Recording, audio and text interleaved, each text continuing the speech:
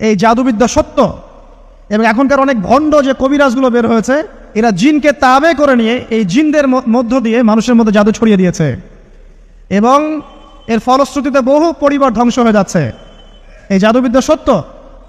আরও একটা জিনিস সত্য, নবী সাল্লাল্লাহু আলাইহি ওয়াসাল্লাম বলেছেন, ইন্না আইনাল হক, চোখের নজর সত্য। নবী করিম সাল্লাল্লাহু আলাইহি ওয়াসাল্লাম বলেছেন চোখের বদনজর সত্য। যে আমরা বলি ফেসবুকে এত বেশি ছবি দিয়েন না ভাই, ছবি তুলেন না, ছবি তুলেন না, বারবার যে বলি নিষেধ করি, কারণ কি জানেন? একটাই কারণ, বিকজ চোখ লাগাটা সত্য। মানুষের চোখ লাগে, এই কথা শুনলে অনেক মজুমদাররা হাসবে না? কথা বুঝতে পারেন নাই?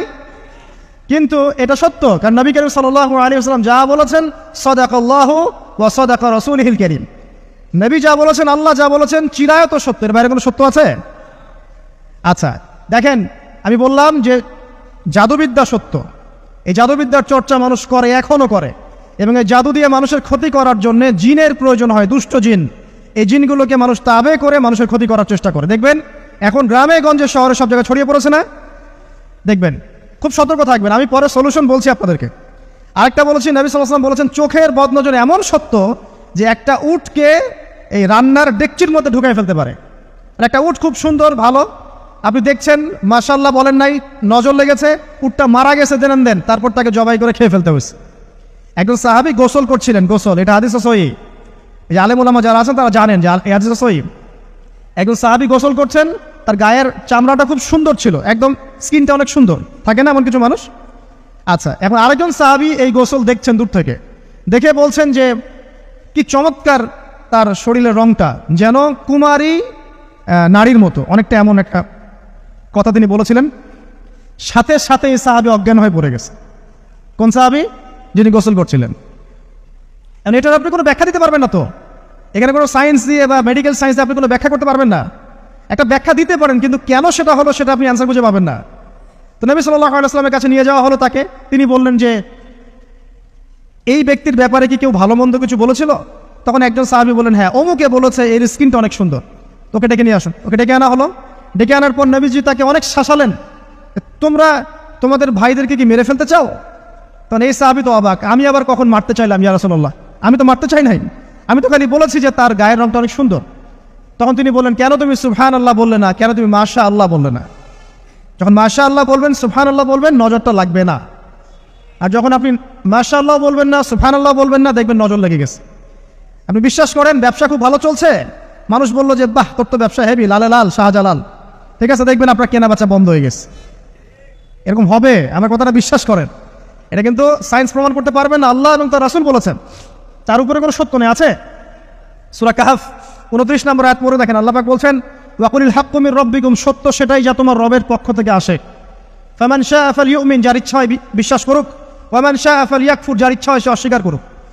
এই কারণে আমরা বলি ফেসবুকে এত বেশি ছবি দেওয়া, এই আই ওয়াশ করা, যে শো ডাউন করা, হ্যাঁ, ইসলামের কিছু কাজ করলেন একদম মানুষকে না দেখাইতে পারলে ঘুম হচ্ছে না, এগুলো বন্ধ করেন, এগুলো বন্ধ করে দেন আল্লাহর ওয়াস্তে। অফলাইনে কাজ করেন, নিজেকে গোপন করার চেষ্টা করেন। যত বেশি মানুষের কাছে নিজেকে এক্সপোজ করবেন, কাজের বরকত কমে যাবে, কাজের বরকত কমে যাবে, চোখ লাগবে, নজর লাগবে। এবং চোখ লাগা বদ নজরে বহু আলেম আস্তে আস্তে মাঠ থেকে মাইনাস হয়ে গেছে না? যায় নাই? এখন কি আলেমদের সংখ্যা বেশি না কম? যত দিন যাবে আলেমের সংখ্যা আরো কমে যাবে।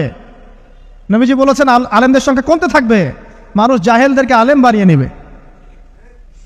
তো প্রিয় ভাইরা, জাদুবিদ্যা সত্য, চোখের বদনজর সত্য, রাতের এই অনিষ্টগুলো সত্য, রাতের বেলা অনেক ক্ষতি আছে। এই জন্য নবীজি বলছেন বাচ্চাদেরকে বাইরে বের করো না, এবং তোমরাও রাত যখন গভীর হবে তখন এদিক ওদিক ঘোরাফেরা করো না। দেখবেন রাত যত গভীর হয় আমাদের শহরগুলো তত জীবিত হয়, তাই না? তাই না? রাত যত গভীর হচ্ছে শহর তত জীবিত হয়। চায়ের দোকানে আড্ডা বেশি, ওই সিনেমা দেখছে, টিভি দেখছে, ক্যারাম খেলছে, লুডো খেলছে, ঘুম নাই। ঘুম কখন? ফজরের আগে আগে। ফজরের নামাজ কিন্তু নাই, ফজরের ঠিক আগে আগে, আবার ওই যে জোহরের নামাজের সঙ্গে উঠতেছে। এখন আমাকে বলেন, এরকম জেনারেশনকে দিয়ে কি আসলে ইসলামের কোনো খেদমত হবে? আচ্ছা, নবীজি রাতের বেলা আর্লি ঘুমাতেন। আল্লাহ পাক আমাদের সবাইকে তাড়াতাড়ি ঘুমানোর তৌফিক দান করুন। হ্যাঁ, আপনি ইলম চর্চা করলে রাত জেগে থাকতে পারেন, আপনি যদি জ্ঞান চর্চা করেন রাত জাগতে পারেন, আপনি কোনো গবেষণা করছেন, নামাজ পড়ছেন বা কোরআন হিফজ করছেন, আপনি রাতের আর্লি উঠবেন, এটা আলাদা বিষয়। কিন্তু কমনভাবে আমাদের এই যে ফেসবুক, ইউটিউবিং ইত্যাদিতে আমরা লিপ্ত থাকি, সারা রাতটা কাটাই আড্ডাবাজি করে, এগুলো বন্ধ করতে হবে। এগুলো বন্ধ না করলে ফিজিক্যালি আমরা সুস্বাস্থ্যের অধিকারী হতে পারবো না, সারা দিনটা আমাদের একটা কি বলবো অলসতার ভাবে যাবে এবং দিনের বেলা কাজগুলো ব্যাহত হবে। এতে করে আমাদের উম্মার এই পুরো বড় যে তরুণ প্রজন্ম আছে এদেরকে আপনি সম্পদে পরিণত করতে পারবেন না। তাই এই সিস্টেমটা চেঞ্জ করা দরকার। নবীজি রাতের বেলা এই সূরা বাকারার শেষে 3টা আয়াত তেলাওয়াত করতেন। আমরা করবো ইনশাআল্লাহ। ইনশাআল্লাহ। আরেকটা আমল বলে দেই, নবী করিম সাল্লাল্লাহু আলাইহি ওয়াসাল্লাম রাতের বেলা সূরা মুলক তেলাওয়াত করতেন। কোন সূরা? এটা কোন সূরা? তাবারাকাল্লাযী বিয়াদিহিল মুলক। কয়টা আয়াত আছে? 30টা আয়াত আছে। নবীজি বলেছেন সাল্লাল্লাহু আলাইহি ওয়াসাল্লাম যে এই সূরা আপনাকে কবরের আযাব থেকে বাঁচাবে ইনশাআল্লাহ। কবরের আযাব থেকে তো ভাই বাঁচা খুব সহজ নাকি? আমাদের মধ্যে এমন কেউ নাই, শোনেন, আমাদের মধ্যে এমন কেউ নাই আলেম জালেম মুফতি মুহাদ্দিস রাজনৈতিক নেতা পলিটিশিয়ান বিরোধী দল জাতি তারপরে যে সরকার দল যে আছে না কেন কবরের শাস্তি ফেস করবেন এমন একটা মানুষ নাই, কেউ নাই পৃথিবীতে। এই যে আপনি দেখছেন ওই যে কি ইসরায়েলের প্রধানমন্ত্রী, ওই রাশিয়ার প্রধানমন্ত্রী, ওই চায়নার সভ্যতা, পশ্চিমা সভ্যতা, এমন কেউ নাই পৃথিবীতে এখন যাকে কবরের শাস্তি ভোগ করতে হবে না। আছে? সবচেয়ে লঘু শাস্তি মানে লঘু চাপ, এটা বলতে গেলে আসলে আমি ভাষা হারাই ফেলি। তারপরে বলছি আল্লাহ পাক আমাদের সবাইকে হেফাজত করুন, আমিন। একজন সাহাবীর নাম সাদ বিন মুয়াজ। কি নাম? নবী করিম সাল্লাল্লাহু আলাইহি ওয়াসাল্লামের সাথে একদম ডান হাত হয়ে যুদ্ধ করেছেন দীর্ঘদিন। বদর তিনি বীর সেনা, উহুদের বীর সেনা, ঠিক আছে। খন্দকের যুদ্ধেও বীর বিক্রমে যুদ্ধ করেছেন। তিনি আনসার সাহাবী, একদম মদিনার নেতা সাহাবী। সব সাহাবী কিন্তু একরকম নন, কেউ ছিলেন নেতৃস্থানীয় সাহাবী, তিনি ছিলেন একজন নেতৃস্থানীয় সাহাবী, ঠিক আছে। সাদ বিন মুয়াজ নবী করিম সাল্লাল্লাহু আলাইহি ওয়াসাল্লাম এত ভালোবাসতেন তাকে, এত ভালোবাসতেন যে তাকে নিজের মনে করতেন যে সাদ বিন মুয়াজ আনসাররা আমার নিজের। চারটাখানি কথা। এই সাহাবীর খন্দকের যুদ্ধে এই যে হাতের এই দিকে সম্ভবত হাতের এই রগের মধ্যে একটা তীর এসে লাগে এখানে, এবং তীরটা তিনি বের করতে গিয়ে রক্তটা ছিঁড়ে যায়। এরপর ফিনকি দিয়ে রক্ত বের হওয়া শুরু হয়। চিকিৎসা করে করে রক্ত বন্ধ করা যায় নাই, এবং এই রক্তের প্রবাহিত রক্তেই আল্লাহর ইচ্ছায় তিনি শাহাদাত বরণ করেন, তিনি ইন্তেকাল করেন।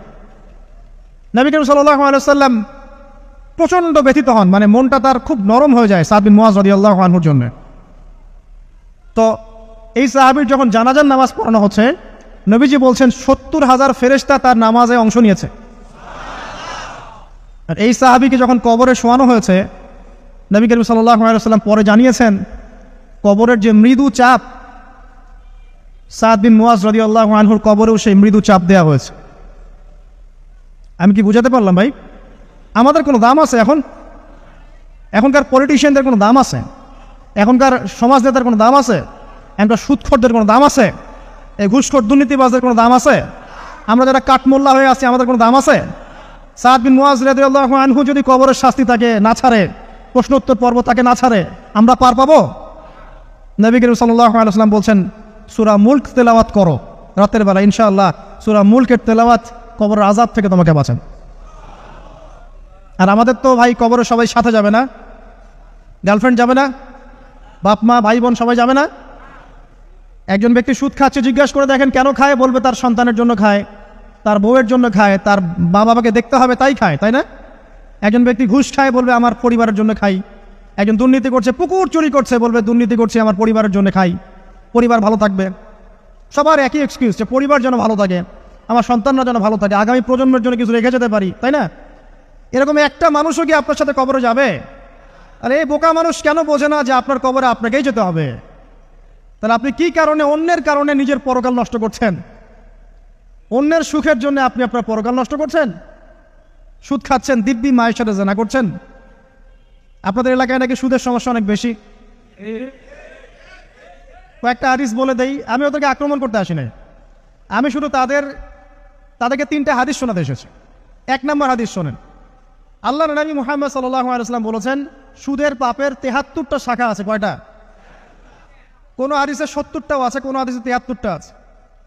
বলছেন যে সবচেয়ে নিচের শাখাটা হচ্ছে, সুদের পাপের সবচেয়ে নিচের শাখা হচ্ছে যে যেন কোনো ব্যক্তি তার মাকে রেপ করলো, তার মাকে ধর্ষণ করলো। 1 দিরহাম যে ব্যক্তি সুদ খায়, সহিহ বুখারীতে আরেকটা হাদিস এসেছে, সে যেন 36টা মেয়েকে ধর্ষণ করলো।